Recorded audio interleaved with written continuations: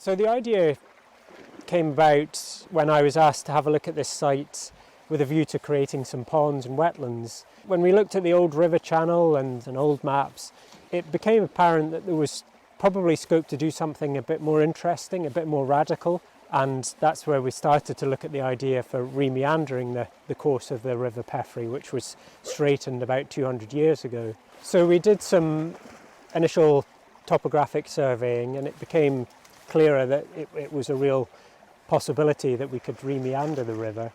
And at that point we made an application to the Biodiversity Challenge Fund, which was thankfully successful, and that enabled us to actually get on with the detailed design work and ultimately the construction.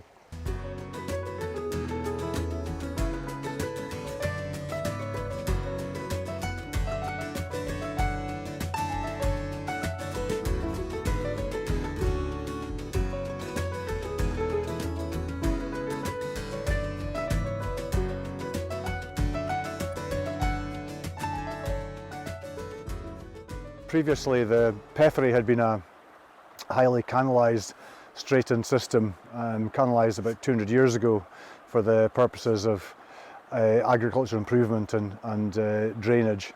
It was heavily embanked, so it was a very confined, linear system with very little physical diversity in quite an impacted ecological condition. Historical documents had shown there had been quite a highly sinuous channel through this floodplain area here, so we tried to recreate that as much or as close as we could given local site constraints. The primary goal is for ecological benefit, but there's other additional benefits, and one of those will be adding to flood risk management for downstream locations. So, storage of water on the floodplain, slowing the flow in the floodplain with native vegetation. The added roughness will slow flow down, and also the slowing of the flow through the sort of connected wetland areas. So all of that provides a potential flood risk benefit to downstream areas.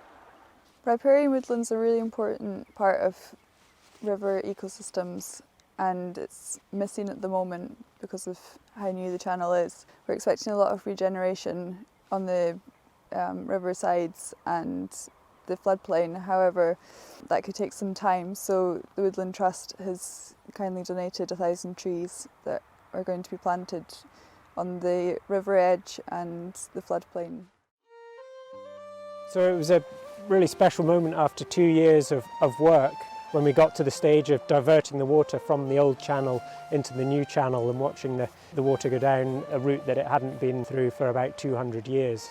So once we'd finished the restoration work, we started to think about what we could do next, because while it's fantastic to have done this project and it really enhances the biodiversity and wildlife value of this area and hopefully have some effect in reducing flood risk, we really need to be thinking about the catchment as a whole.